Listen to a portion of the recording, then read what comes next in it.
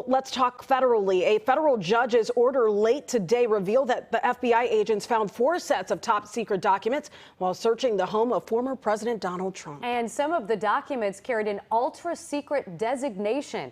Our political editor, Mike Flannery, joining us live now with more. What does that mean, Mike? Well, it means that the actual phrase is, Natalie, compartmented, meaning that only certain pieces or very few people in the government can see those kinds of documents. After these revelations, the former president posted a statement claiming the documents retrieved by the FBI had all been declassified. Now, if that's a fact, then there would be a clear record of that on file.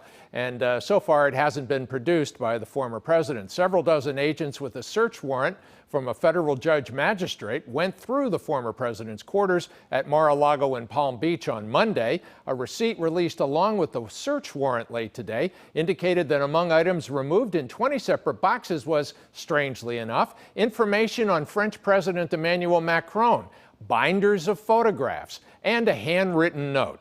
While there were previous reports that agents were looking for material related to nuclear weapons secrets, neither Donald Trump nor the Justice Department has offered any further explanation. Releasing the warrant and the list are not going to answer these concerns. Attorney General Garland should release the affidavit. Now, former President Trump and his allies continue to misrepresent what happened to the White House records of his predecessor. Trump said former President Barack Obama, quote, took millions of documents to Chicago after he left the White House.